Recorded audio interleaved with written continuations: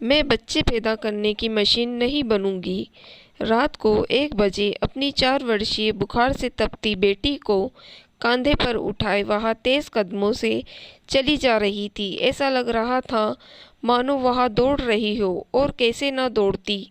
माँ थी, उसके नाजुक कंधों पे मजबूत हो चुके थे। 1 किलोमीटर पैदल चलना उसके लिए कुछ भी न था। बस वो हॉस्पिटल पहुंचना जाना चाहती थी। आखिर वो अपनी मंजिल तक पहुंच गई। बच्ची को हॉस्पिटल के बेड पर लेटा कर लगा जैसे अब वह उसे सुरक्षित कर दिया हो। डॉक्टर ने देखा तो कहा, घबराने की कोई बात नहीं है। परहेज नहीं किया। डॉक्टर के पूछने पर उसने नजरें चुराते हुए कहा, हाँ डॉक्टर, सुबह में छुप के आइसक्रीम खा लिया था इसने।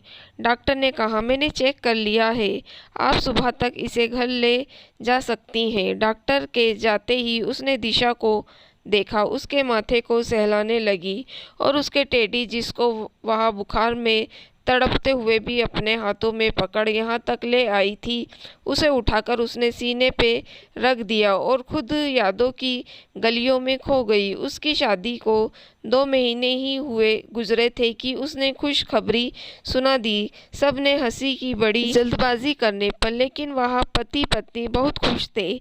उसके देवर की शादी पहले ही हो चुकी थी और उसकी एक लड़की थी।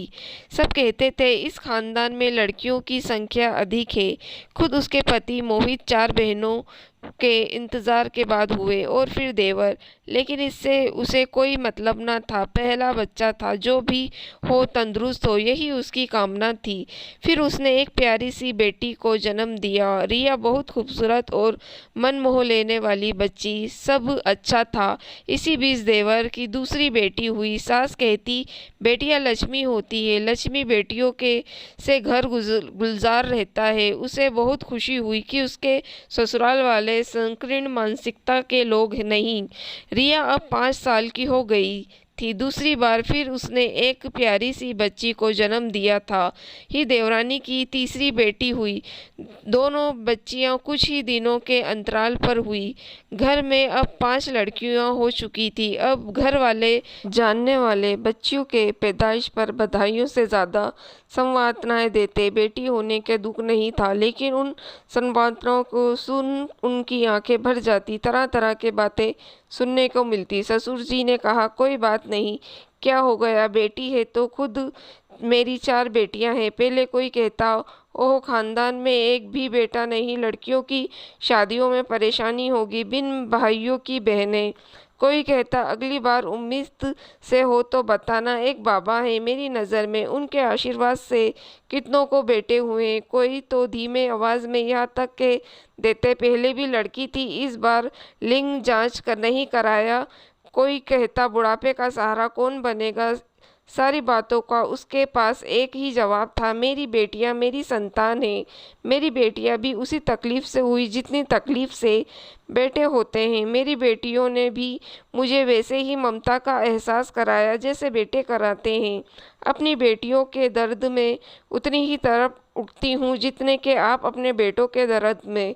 पर मेरी बेटियां वही कुछ कर सकती हैं जो आपके बेटे कर सकते हैं, और ज़रूरी नहीं कि बुढ़ापे का सहारा सिर्फ बेटे ही बने। बेटियां भी बन सकती हैं। जिनकी कोई औलाद नहीं होती, उनके बुढ़ापे का सहारा कौन बनता है। और फिर बेटे के लेने पर वैसे ही धारा फूटती है माँ के सीने से जैसे बेटे के होने पर। जब कुदरत भेदभाव नहीं करती तो हम क्यों करते हैं। कहने वाले चुप हो जाते। उसे एक बात समझ नहीं आती, लोग कि किसी को एक बेटा और एक बेटी हो जाए तो झट से राय देते हैं, अब परिवार पूरा हुआ, अब रहने दो। अगर 2 बेटे हों तो भी कहा जाता है, रहने दो, बहुत अच्छा परिवार है। लेकिन किसी की 2 बेटियां हुई तो यही राय मिलती है, एक और देख लो। बेटा बेटी दोनों रहना ज़रूरी है। क्या 2 बेटे वालों के लिए बेटी रहना ज़रूरी नहीं। इन सब बातों से उस परे उसकी छोटी दिशा थोड़ा कमज़ोर पैदा हुई थी। डॉक्टर ने कहा था उसका इम्यूनी सिस्टम थोड़ा कमज़ोर है, सामान्य बच्चों के मुकाबले में ज़्यादा देखभाल की ज़रूरत है। अब वह बच्ची में ही व्यस्त हो गई थी। थोड़ी भी लापरवाही से दिशा को तुरंत बुखार आ जाता उल्टियाँ करने लगती, इसलिए वह अपना पूरा ध्यान बच्ची पर रखती थी। दिशा जब 2 साल की हुई तो सब कहने लगे, एक और बच्चा करना चाहिए, एक तो खानदान में कोई बेटा नहीं, और फिर इस बच्ची का क्या भरोसा। उसे बहुत दुख हुआ, लेकिन इसका भी जवाब उसके पास था। उसने कह दिया, मेरी बेटी रोगी नहीं है, सामान्य है। डॉक्टर ने कहा है 7-8 सालों में इसकी ये सामान्यता भी दूर हो जाएगी, फिर इसे इतना परहेज भी नहीं करना पड़ेगा। मैं तीसरा बच्चा करने के अपनी बच्ची के साथ अन्याय नहीं करूंगी, इसे अपना पूरा ध्यान दूंगी। इन्हीं दिनों सासू माँ ने भी कहा था, मेरी 4 बेटियों के बाद बेटा हुआ, तुम्हारी चाची सास की भी 2 बेटियों के बाद बेटा हुआ, इतनी जल्दी हार नहीं मानते, बेटा होगा ना। सासू माँ की बातें सुनकर उसे सारी बातें समझ आ गई। उसने कहा, माँ जी, और मैं ये भी जानती हूँ कि एक जीजी की ननद 3 बेटियों के बाद बेटा हुआ और दूसरी जीजी के 4 बेटियों के बाद बेटा हुआ। उनकी आर्थिक स्थिति आप देख रही हैं ना, कितने परेशान होती हैं घर चलाने में। वही बाकी 2 जीजी जिनके सिर्फ 2 बच्चे हैं, एक बेटा और एक बेटी, वो कितने खुशहाल हैं। और मैं भी जानती हूँ, आपकी सास की 6 बेटियों के बाद 2 बेटे हुए और आपकी चाची सास के बेटे की राह देखते देखते 10 बेटियां हुई, लेकिन फिर भी बेटा न हुआ। वह ज़माना और था जब ज्ञान का अभाव था, लोग ज़्यादा बच्चे पैदा करते थे। अब तो वह ज़माना भी ना रहा कि जैसे तैसे बच्चे पल गए। बच्चों की परवरिश, उन्हें अच्छी शिक्षा देना कितना महंगा है। क्या गारंटी है तीसरी बार में मेरा बेटा ही होगा। मैं बच्चों पैदा करने की मशीन नहीं बनूंगी और ना ही लिंग जांच कर बच्चा गिरा कानूनी अपराध और भगवान की नज़रों में पापी बनूंगी। मेरी बेटियां मेरे लिए काफ़ी हैं। उसकी बात पर सासू माँ की चुप्पी लग गई। बात सही थी। उसके इस कदम पर देवरानी ने भी उसका साथ दिया। उसने भी 3 बच्चियों के बाद चौथा बच्चा करने से इनकार कर दिया और जाहिर सी बात है, उनके फैसले में उनके पति भी उनके साथ थे, तभी ये संभव हो पाया। हालांकि यह निर्णय बहुत मुश्किल था, लेकिन निर्णय तो लेना था। देवरानी के यूट्रस में समस्या हो गई थी। अब वह लाख दबाव सही, लेकिन खानदान को वारिस देने के चक्कर में अपनी जान जोखिम में नहीं डाल सकती थी। सबकी नज़रें बस अब उसकी तरफ थी, लेकिन उसने कह दिया था, मेरी 2 बेटियां मेरी वारिस हैं। मोहित और वह अपना निर्णय ले चुके थे। वह शिक्षित थे।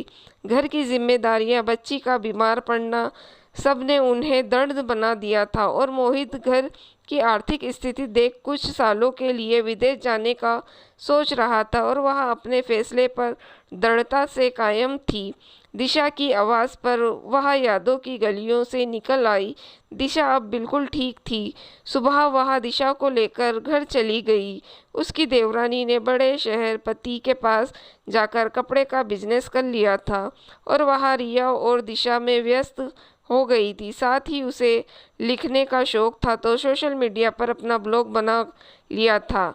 5 बच्चियां अच्छे स्कूल में पढ़ रही थीं। घर की महिलाओं के खर्चों में हाथ बटाने से आर्थिक स्थिति भी सुधर गई थी। सब ठीक हो गया था। कहने वाले भी चुप हो गए थे।